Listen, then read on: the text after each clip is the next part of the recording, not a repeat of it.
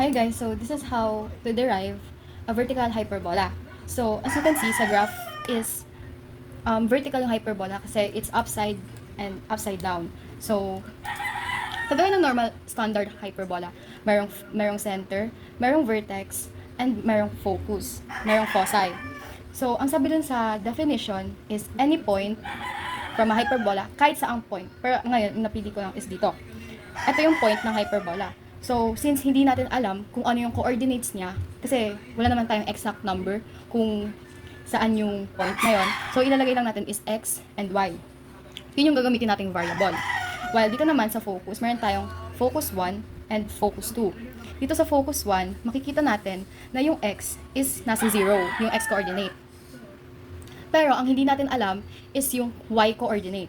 So, naglagay lang tayo dito ng variable, which is c. Kasi alam natin, positive c siya, kasi nandito siya sa taas. Dito naman sa pangalawang focus, which is yung focus number 2, alam din natin naglalay siya sa point na 0, yung x coordinate niya. Pero yung y coordinate, hindi din natin alam yung exact number. Pero ang alam natin is nasa baba siya, nandito siya sa quadrant na to. So, it will be negative c. Kasi ito nasa taas, positive. Ito, negative. So, meron tayo ditong dalawang line. Itong line na to, itong pinakamahaba is the distance 1. Ito namang maikling line is the distance 2. So, ang sabi doon sa definition is itong distance 1, kapag binawasan mo ng distance 2, yung sagot is constant. Ibig sabihin, hindi nagbabago. And yung constant na yon is 2a. Ibig sabihin, distance 1 minus distance 2 is equals to 2a. So, paano ba natin ito sasagutan? Itong distance 1 and itong distance 2, hindi natin alam kung gaano siya kahaba. And the only thing na magagawa natin is gamitin yung distance formula.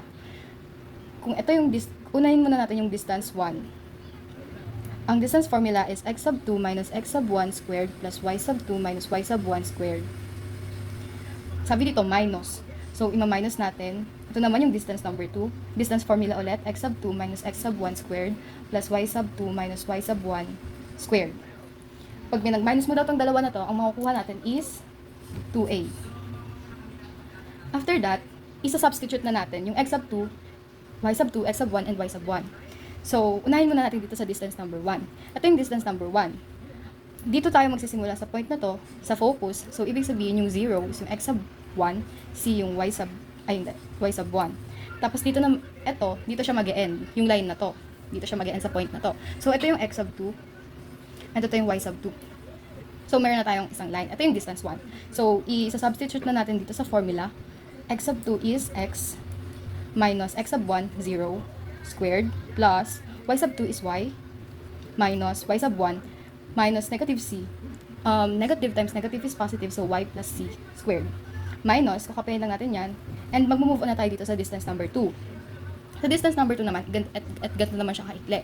So, dito siya magsisimula, yung line na to, nagsisimula dito sa point na focus. So, ito yung x sub 1, ito yung y sub 1. And dito naman siya nag-e-end, kasi ganito lang siya kaikli. So, dito siya, hanggang dito lang siya. And xy, ito pa rin yung x sub 2 and y sub 2.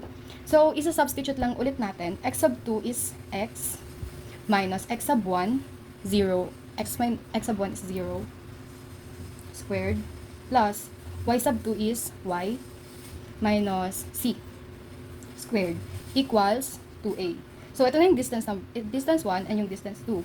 Distance 1 minus distance 2 equals to 2a. After that, ililipat natin tong distance 2 sa kabila.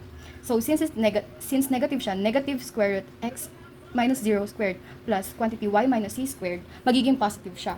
So, kukapain muna natin tong una, x minus 0 squared plus y plus c squared.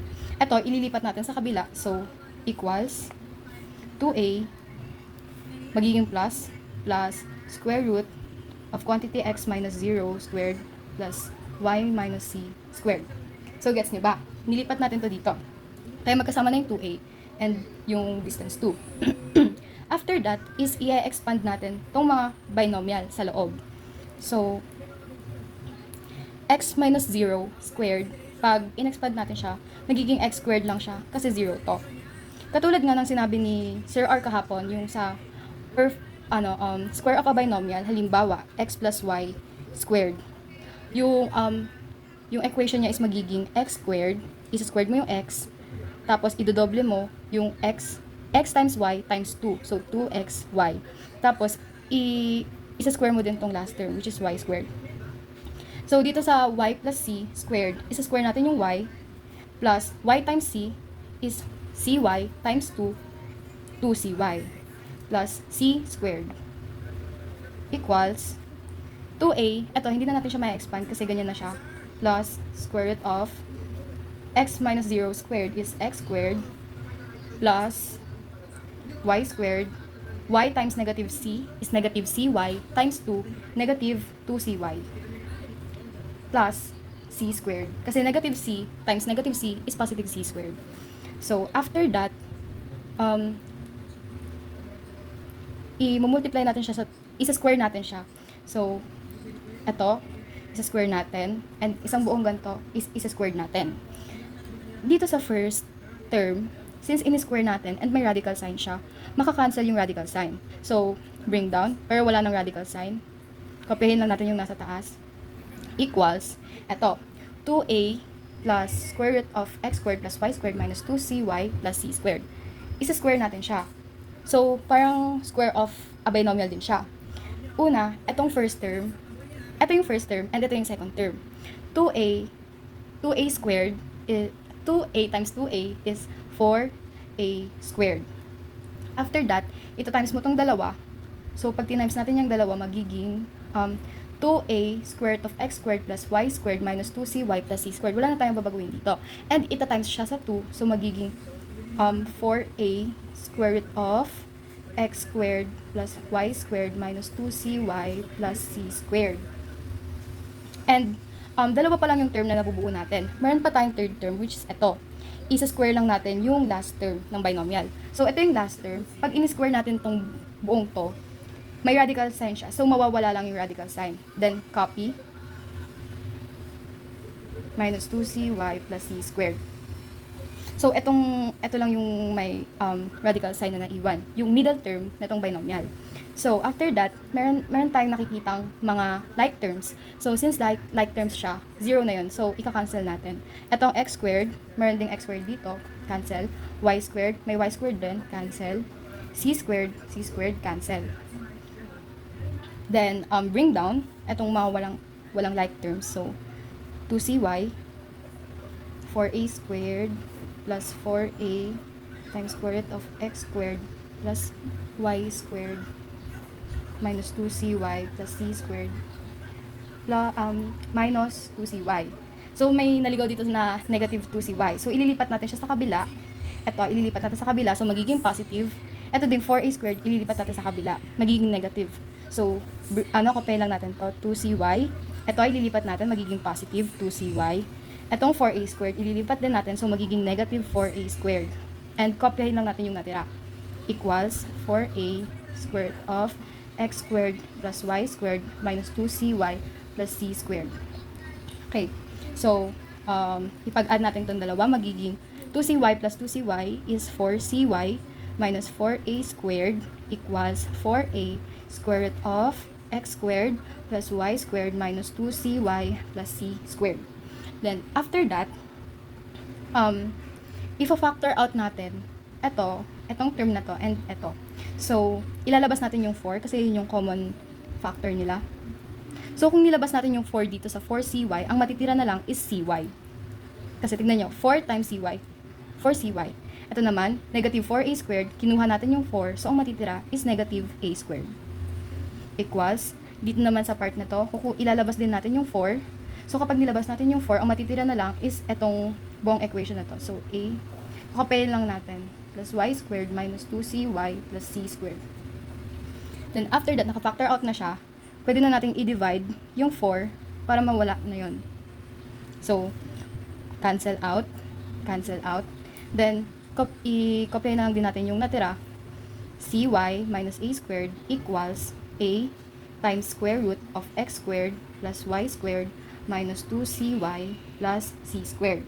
Natin next is tatanggalin natin yung radical niya. So, para matanggal yung radical, we're gonna square it. Tapos kung isa-square natin tong side na to, isa-square din natin yung other side.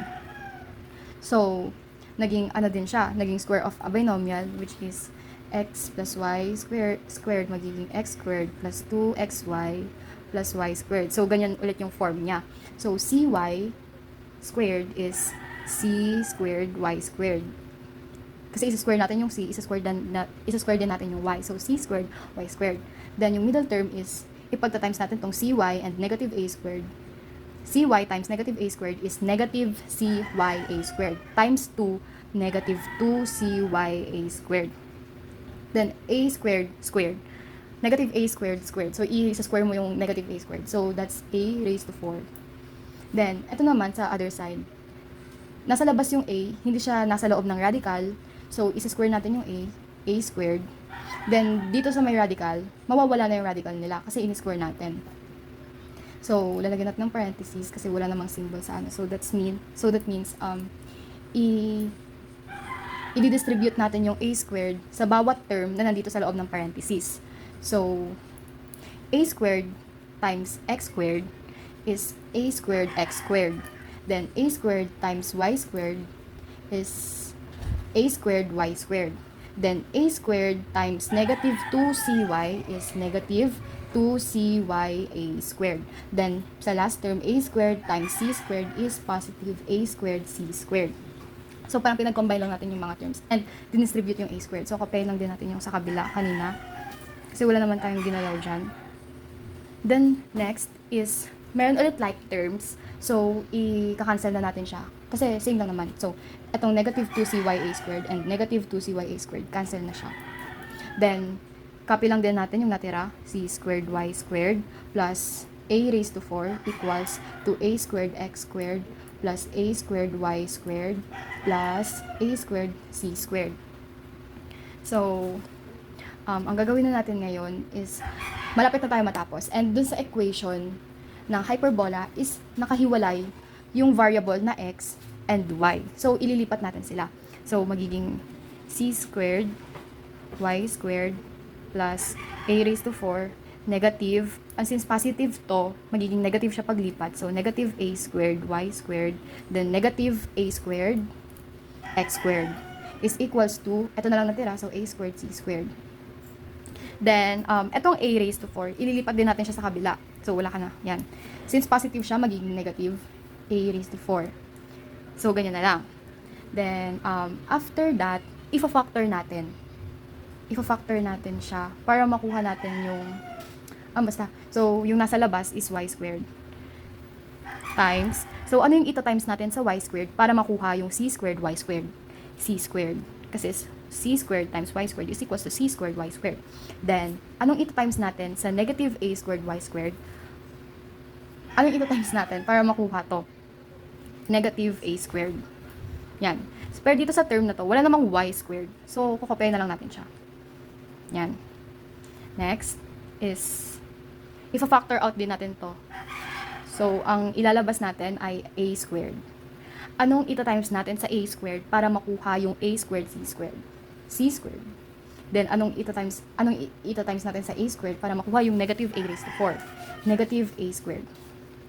So, makikita natin na itong naka-factor out c squared and c squared minus a squared, c squared minus a squared. Gagawin natin yung b squared. Yan. Yan. So, after that, kakopyahin lang din natin y squared. Tapos ito, ibababa natin a negative a squared x squared equals to a squared times b squared. So, naging ganyan na lang yung equation natin. Medyo humiksi na siya. Malapit na tayo sa dulo and i-divide natin tong a squared b squared to itself, which is a squared b squared, para maging 1. And ito din side, kung dinivide natin to, i-divide din natin sa kabila. So, a squared b squared din. A squared b squared divided by a squared b squared is 1.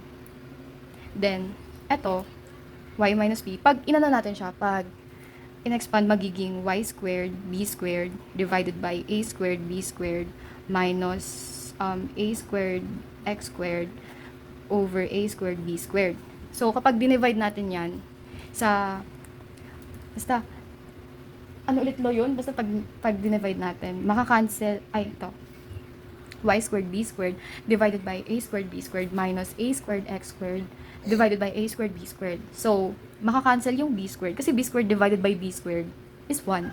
So, ito times lang siya sa 1. So, a squared divided by a squared, oh, cancel na din yan. So, ang matitira na ngayon is y squared over a squared minus x squared b squared equals 1. So, ito na yung final standard equation ng vertical